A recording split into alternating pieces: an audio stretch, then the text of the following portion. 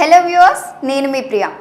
ఈరోజు మనతో AP politics discuss చేయడానికి సీనియర్ రాజకీయ విశ్లేషకులు శ్రీ అరుసుమల్లి శ్రీనివాసరావు గారు ఉన్నారు. ఆయనతో మాట్లాడదాం. Hi sir. నమస్కారం. చెప్పండి. సో ఏపీ పాలిటిక్స్ అసలు ఎటువైపు వెళ్తుందో కూడా మనకు అర్థం కావట్లేదు. సో రీసెంట్గా కొడాలి నాని గారు చంద్రబాబు గారికి ఒక ఛాలెంజ్ ఇచ్చారు. ఏంటంటే గుడివాడలో నువ్వు మగోడు అయితే పోటీ చేయనేసి అన్నారు.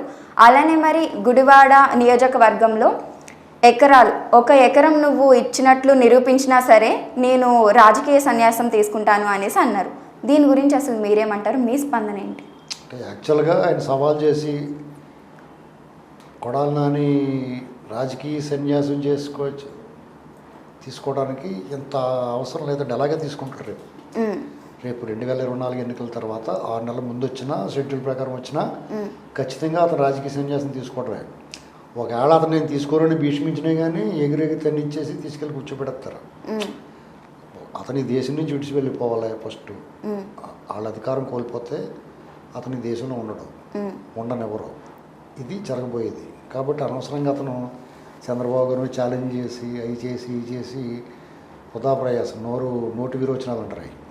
లేకపోతే ఆయన బతికేంత చంద్రబాబు గారు అంటే 4 సార్లు ఎమ్మెల్యే ఎవరి భిక్ష అది ఆలోచించుకోవాలి.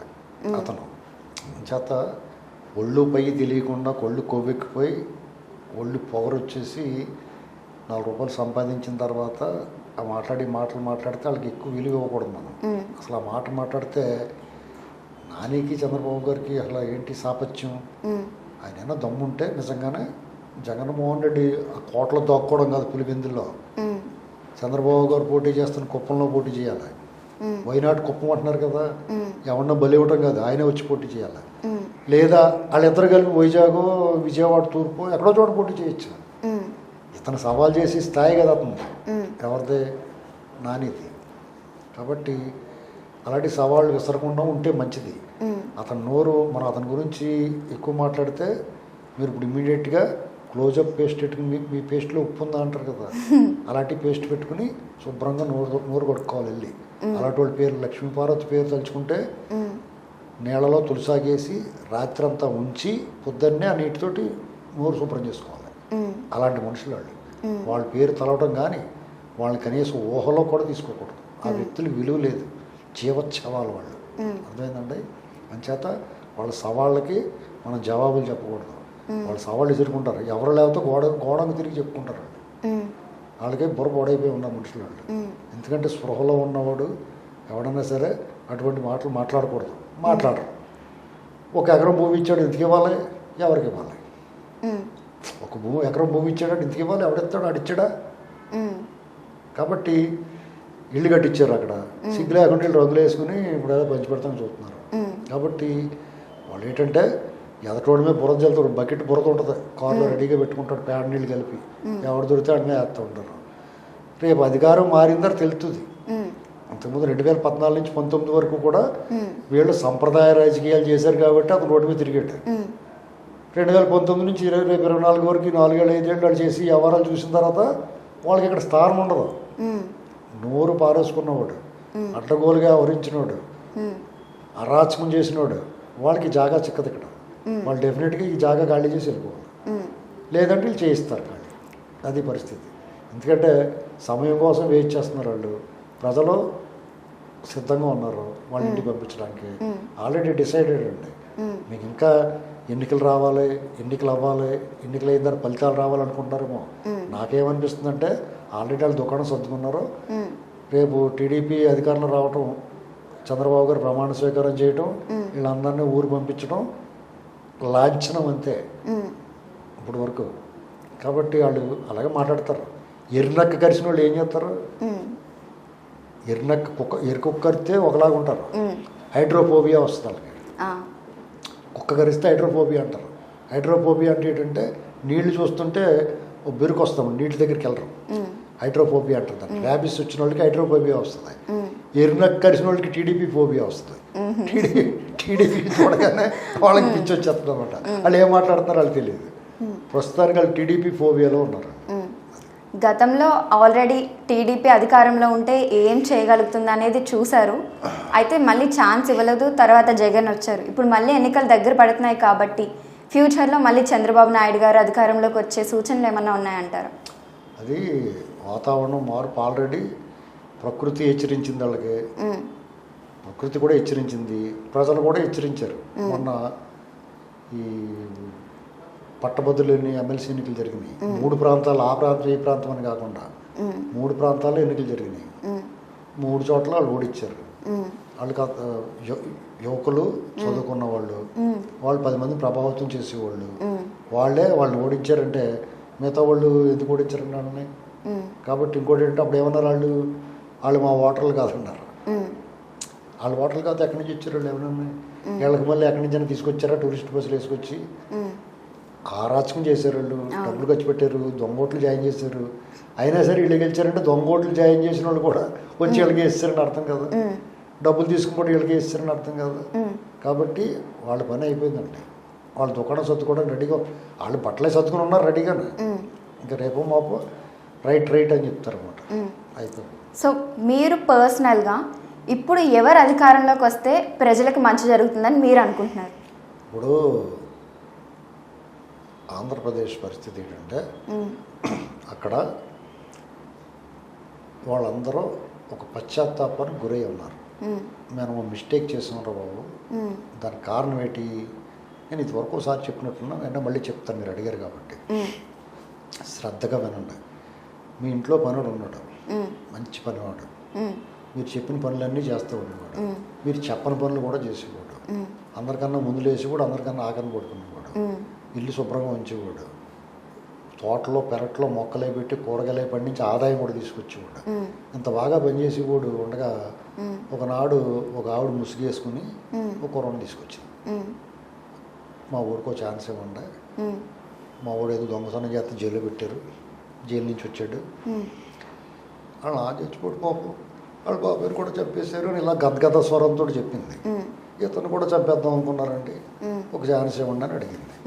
సరే మీరేమనుకున్నారు, వీడేదో బాగానే చేస్తున్నాడు, అయినా మొహం వచ్చేసి సరే ఒక ఛాన్స్ ఇమ్మంటుంది కదా చూద్దాం, అంత బాధగా అడిగింది, వచ్చి ఇంత పొట్టెట్టుకుందా అని మీరు ఇచ్చారు.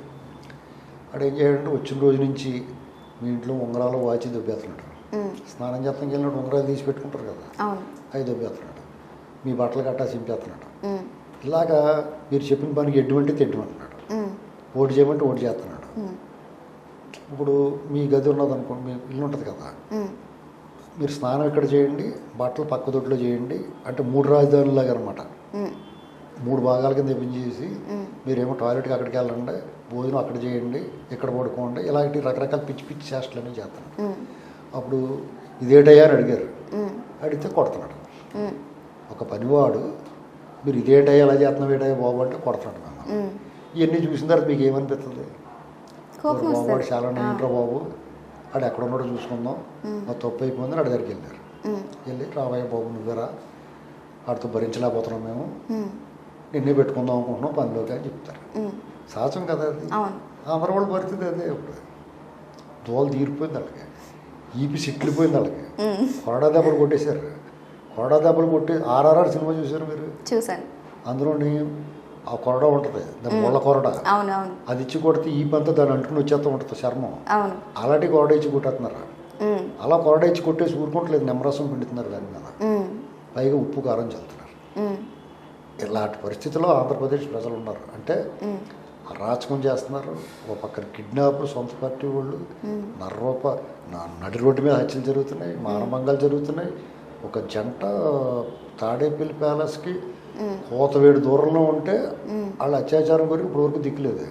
ఒక భార్య భర్త స్కూటర్ మీద వెళ్తుంటే ఆమె అడ్డగించి భార్య తీసుకెళ్ళి మానభంగం చేసేసారు.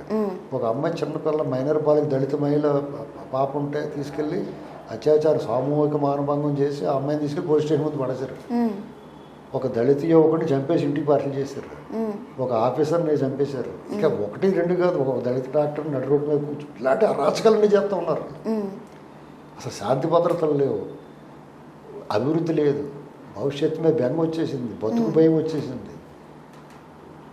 విభజన హామీలు వాళ్ళు ఏదైతే డిమాండ్ చేసి అధికారంలోకి వచ్చారో అవన్నీ మూలపడేశారు. పైగా సిపిఎస్ రద్దు గురించి అడిగితే దాని గురించి మాకు తెలియదండి, మాకు తెలియక అనేసో ఏమనుకోకుండా అంటారు. ఇంకో పక్కన దోపిడీ, మద్యం మీద, ఇసుక మీద, భూముల మీద అప్పులు చేసి తెచ్చి ఇక పట్టపగలు అంటే డే లైట్ రాబరీ చేస్తున్నారు. మీకు ఇదివరకు సెటిల్మెంట్ గ్యాంగ్ అని ఉండేది స్టోర్పురం వాళ్ళు. వాళ్ళు ఏం చేసేవారంటే దొంగతనాలకు వచ్చారనుకోండి ఇంటి దొంగతనంగా వస్తే అర్ధరాత్రి దాటిన తర్వాత మీరు ఆదమర్చి నిద్రపోతున్నప్పుడు మీ ఇంట్లోకి ఏదో రకంలో ప్రవేశిస్తారు. ప్రవేశించి ఇంట్లో దోపిడీ చేస్తారు. మీకు మెలకు వచ్చిందనుకో మిమ్మల్ని 2 కొడతారు. కొట్టినప్పుడు మీరు మమ్మల్ని కొట్టకుండా మీకు అన్ని బీరో తాళాలు ఇచ్చేస్తాం పట్టుకొని అన్నారు ఇంకో మీరు అవన్నీ తీసుకుంటారు. తీసుకున్న తర్వాత ఇంట్లో శుభ్రంగా ఫ్రిడ్జ్లోనూ అన్నీ వెతుక్కుని వంటగదులు ఏమన్నా అన్నీ తినేస్తారు. తినేసినప్పుడు మీరు ఏమన్నా వాచి ఆ కళ్ళజోడు వదిలేయండి మా పిల్లలు ఎడుతారు వాళ్ళు బాధపడతారని అడిగారు మీరు, సరే తీసుకుంటే ఇచ్చేస్తారు. అంటే ఆ స్టోర్పురం దొంగోళ్ళు కూడా కొంత మిగిల్చుతారు మీకు ఏమైనా అడిగితే. మొత్తం దోచుకున్న తర్వాత కూడా ఇది వదిలేయండి ప్లీజ్ అంటే వదిలేస్తారు. మాకు ఖర్చులు లేవు, పొద్దున్న పోలీస్ స్టేషన్కి వెళ్ళి కంప్లైంట్ ఇస్తానికి కూడా మాకు డబ్బులు లేవంటే ఒక 500 1000 కూడా మీ చేతిలో పెడతారు. అంటే స్టోర్పురం లాంటి దొంగలు కూడా మీకు పట్ల జాలి దయ కరుణ ఉంటుంది. కానీ వీళ్ళకి లేదు, మొత్తం ఊడ్చేస్తున్నారు. 25 ఏళ్ళు 30 ఏళ్ళు మీ భవిష్యత్తులో మీకు ₹10 కూడా పుట్టకుండా చేస్తున్నారు.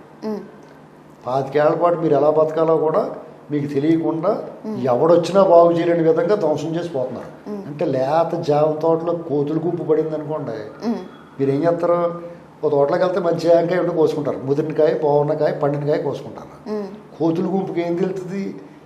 పిండి పిసర కాయ మొత్తం సగం తిని సగం కొరికి కింద పడేస్తే పూత పిండి కూడా రాల్చేస్తే కొమ్మలు ఎర్రగొట్టేసి పోతాయి. లేత కొత్తిమీర తోటలో ఏనుగులు మంద పడినట్టు అయిపోతుంది మన పరిస్థితి, ఆంధ్రప్రదేశ్ పరిస్థితి. కాబట్టి వీళ్ళు ఎంత తొందరగా పంపిస్తే అంత తొందరగా వాళ్ళకి ఉపశమనం కలుగుద్ది, అదే పరిస్థితి. కాబట్టి వాళ్ళు ఎట్టి పరిస్థితుల్లో తెలుగుదేశం కోసం వాళ్ళు గయ్యేంద్ర మోక్షంలో ఏనుగులో చూస్తున్నారు. నువ్వు రావాయి బాబు చంద్రబాబు కాపాడు, అందుకనే ఆయన పర్యటనకి జనాలు ఎగబడవుతున్నారు. లోకేష్ పాదయాత్ర సక్సెస్ అయిందంటే కారణం జగన్మోహన్ రెడ్డిని కొట్టిన కొరడా దెబ్బలే. ఇవాళ వారాహి నడుస్తుందంటే పవన్ కళ్యాణ్ గారు వెనకాల జనం ఎంత ర్యాలీ అవుతున్నారంటే ఎవడో ఒకటి ఈ బాధ నుంచి తప్పిస్తాడేమో బాబు అని చెప్పి చూస్తున్నారు. వాళ్ళ ఎమ్మెల్యేలు వాళ్ళు కూడా ఈ వాడ మునిగిపోయిన ఉంది ఎక్కడ దూకేద్దామని చూస్తున్నారు. అక్కడ లైఫ్ బోట్లు కనపడుతున్నాయి, ఇంకో వాడ కనపడుతుంది, వాళ్ళకి ఎందులో దూకుదామని చూస్తున్నారు. ఖచ్చితంగా టీడీపీలో రావడానికి కొంతమంది ట్రై చేస్తారు. ఈ కొడాలు అనిలాగా నోరు బారేసుకున్న వాళ్ళకి ఛాన్స్ ఉండదు, వాళ్ళ సముద్రంలో దూకేయటమే. కొంచెం మంచిగా పెద్ద మనుషుల్లో ఉన్న వాళ్ళకి దొరుకుతుంది సీటు. అందుకనే ఒళ్ళు దగ్గర పెట్టుకుని జాగ్రత్తగా మాట్లాడిన వాళ్ళకి భవిష్యత్తు ఉంటుంది. ప్రజల పట్ల బాధ్యత ఉండాలి. అధికారం ఉందని కళ్ళు మూసిపోయి ఒళ్ళు కోవెక్కిపోయి మాట్లాడితే వాళ్ళు బతుకు బస్ స్టాండ్ అయిపోతుంది. అది పరిస్థితి. Thank you so much sir.